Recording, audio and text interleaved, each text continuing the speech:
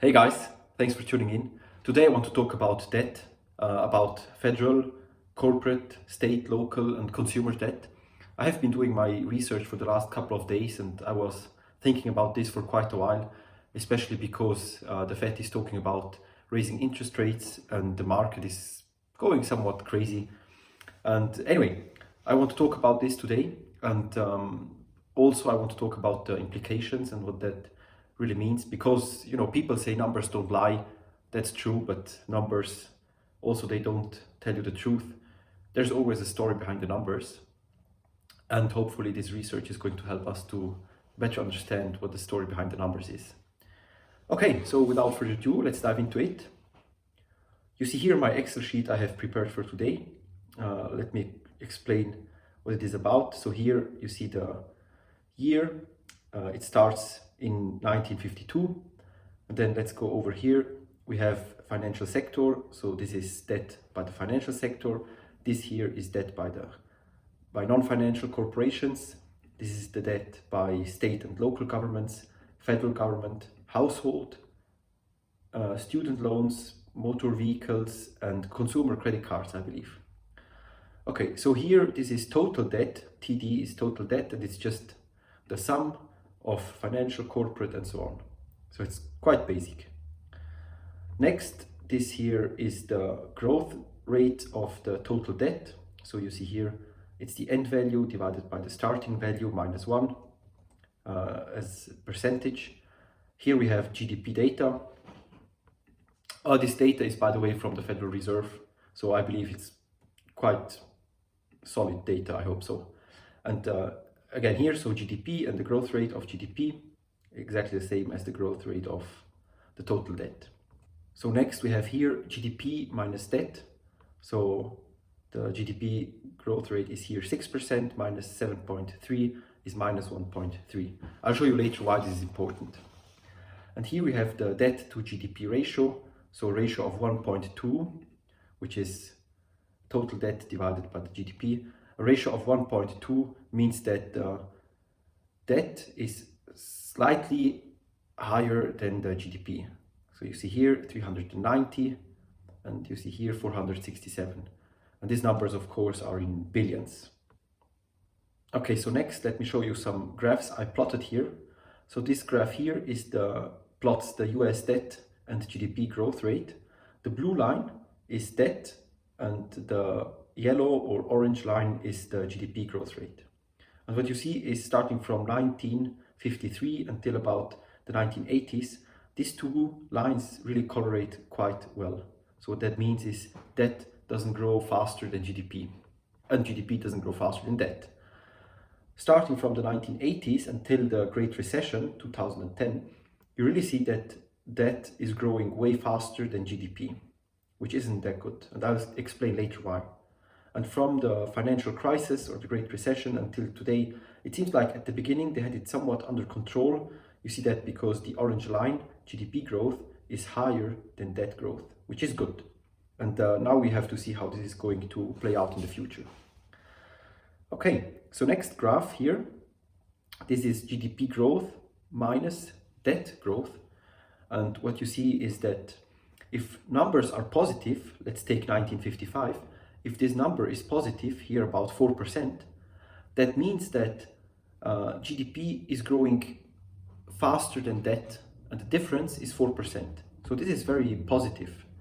So what we actually want is we want to have numbers that are on the positive side of the scale, and we want to avoid actually numbers which are in a negative side of the scale. Why? Because it's not sustainable if debt grows faster than the GDP. And here again, this is just shows the difference, but you see they had it quite under control here in this time period until the 1980s. And from the 1980s, you see somehow it has become out of control. And it seems like they have it under control again since the Great Recession. Okay. Next chart here. This is just the debt to GDP ratio. And you see that it starts again here at a ratio of approximately 1.2. So debt is slightly higher than GDP, but just slightly higher. And then it just increases and it peaks in the financial crisis at about 3.5. and then again it stabilizes somewhere around factor 3. Okay, so why is it important how high this debt burden is? And let's call the debt burden is this debt to GDP ratio. So why is this important? And I did calculate here some numbers to explain this. So let's make a hypothetical example where our nation, whatever nation we have, has an income of $100,000. This could, by the way, be is applicable to an individual, of course, too. So the income is about 100,000, and this person or this family or this nation has a total debt of 1 million. So what is the debt to GDP ratio? It's 10, because you need 10 times your income to pay your debt. So the current numbers we used, the US debt to GDP ratio is 3. So this is somewhat a more extreme case, but it's just for the sake of the argument. So our ratio here, our debt burden uses the factor 10. And now let's say we are going to change interest rates from 0 to 1. That's approximately where we are in this environment. So we have basically 0 interest rates.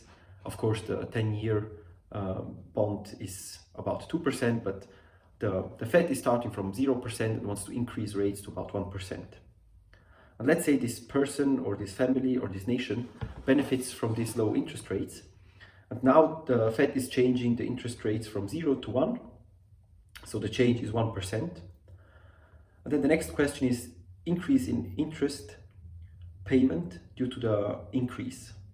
So because we have to pay higher interest rates for our debt, that our costs are going to increase. And of course, our costs are going to increase by 10,000 US dollars, because 1% of a million is 10,000. So the next question would be, how much do I need to earn more to offset these higher costs? And the higher costs are $10,000. My current income is 100,000, so my income needs to increase by 10% so that I can offset these higher costs without cutting costs. So if my income increases 10%, my income for next year is 110,000.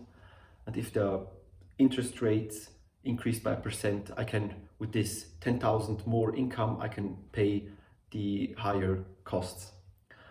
The problem now is that if I can't increase my income by 10%, then I will have to cut costs somewhere else so that I can pay my interest rates. And you don't want to cut your costs to pay interest rates, because when someone does that, you're going to have a recession.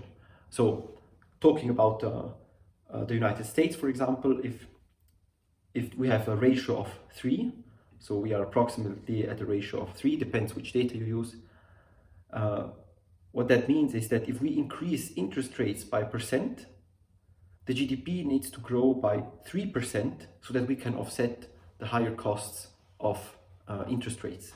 If the Fed says they are going to raise interest rates by 1%, but we are just going to earn $8,000 more, probably they are going to risk a recession.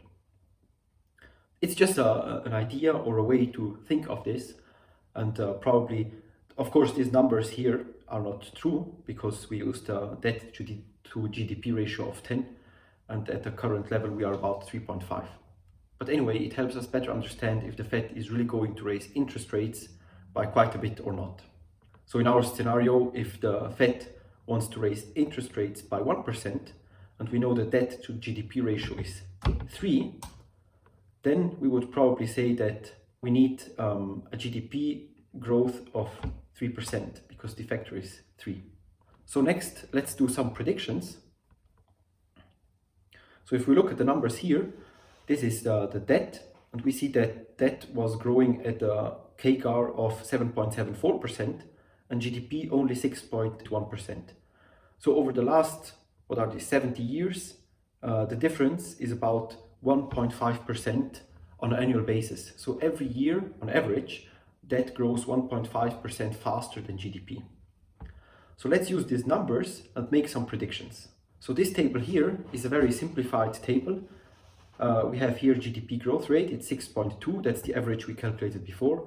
We have a debt growth of 7.7, that's always also the numbers we calculated before. and then we make some predictions. So we are here 23 billion and GDP trillion, sorry, and 76 trillion, and then we just use the growth rate. So you see here 2021 times the growth rate, and here again for debt exactly the same. And then we calculate this debt to GDP ratio. So currently at about 3.3, and if we don't change our behavior, at the end of the decade, this ratio is going to be somewhat like 3.7. So a GDP growth rate of 6.2 seems very, very progressive. So reality is probably somewhat like 4. And let's be somewhat conservative and say that that is only growing at 6%. But using these numbers at the end of the decade, we are close at a debt to GDP ratio of about 4. So by every increase of interest rates, which is typically 0.25, needs a 1% growth in GDP to offset the costs. So after I showed you the numbers and I showed you that since the 1980s, that was growing very, very fast. And now this is a best explanation why that was growing so fast. So this table here, this is the Fed interest rate. And what you see here, the 1980s, the interest rates peaked here somewhere at 20%. And since then, you really see how they went lower. So here, then the next high is lower than the last high. The next low is lower than the last low. So you have always lower lows and lower highs. Oh, this is one, sorry. Yeah. And what you also can observe is that the time period where interest rates remain low, they increase. So very short time period, somewhat longer time period, long time period, very long time period. So you really see how the entire economy needs this periods of lower and longer lasting low interest rates. And what we also see is that they can't increase interest rates at levels they had before. These are these lower highs. And what that means is that every time the Fed started to increase rates, this time periods here, the costs, which we calculated before, the costs do increase too. And every time you do that, you risk recession. And every time probably here, if you would look at recession data, you would see that a recession started probably here. And what the Fed typically does when they see a recession coming, they lower interest rates. Next recession, they lower interest rates. Next recession, they lower interest rates. Next recession, they lower interest rates. And then here a recession again, lower interest rates.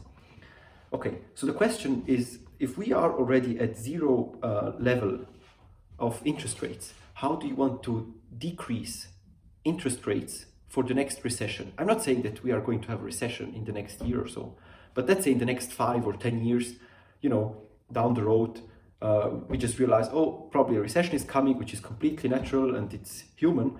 And the question would be, okay, but if interest rates are already low, let's say maybe 1%, so how do you want to decrease interest rates further to prevent a recession?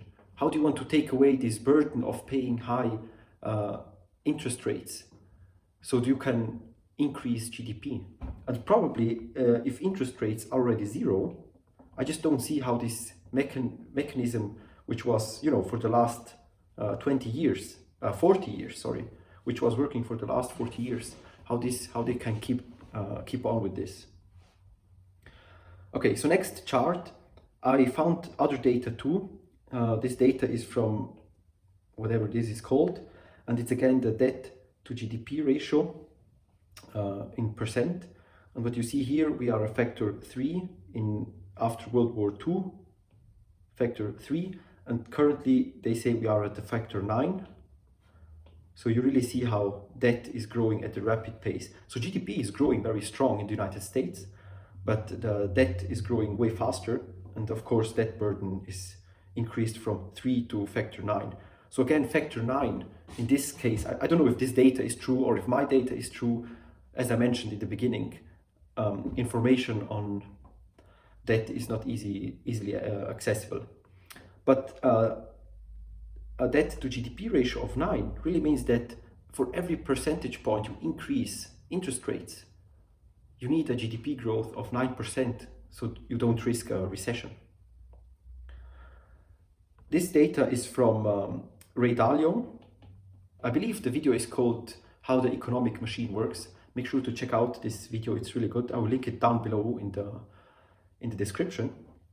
But what you see here is that in the 1920s, 1930s, the debt to GDP ratio peaked at, let's say, 2.7, and it also peaked again in the Great Recession at 3.7 approximately, I would say. And in the video he said that this here was a deleveraging as it was in the 1920s, but data I showed you just before, this data here suggests that this wasn't a deleveraging, maybe just a postponement. And also I checked the data, and you see here it's quite constant, and then in the 1980s the debt burden starts to increase very fast. Okay. Next, there is an article. The article is called Financial Position of the US. It's a Wikipedia article, make sure to check it out. They have very interesting graphs. This is one of those. And again, it's the debt as percentage of GDP, the same data, and it's splitted by state, local, federal, household, financial and non-financial institutions. And now let's talk about liabilities and assets in general. Basically it's the same, but this chart is somewhat more extreme. So what they say here, the debt burden in the 1960s was about factor 3 and is now at let's say factor 7. So it's an increase by factor 2.2. And on the other hand, we have, of course, not we, but you have assets, factor 8 here, and now somewhere at factor 13, but this is just an increase by 1.7. So over the time, you see that now we are not talking about GDP, we are talking about assets and liabilities.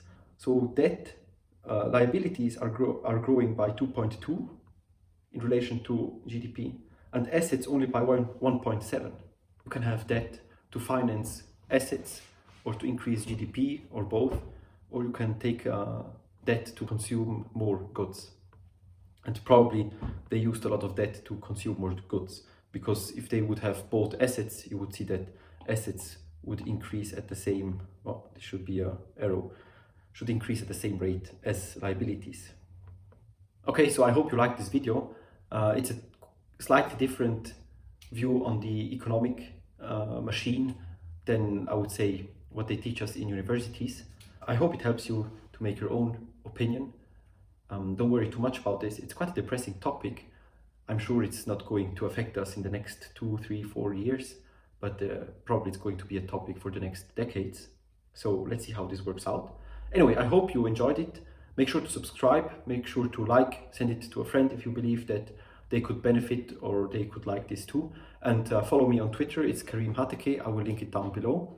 All my data and my Excel sheets, I will put them in the cloud, and I will link it down below as well.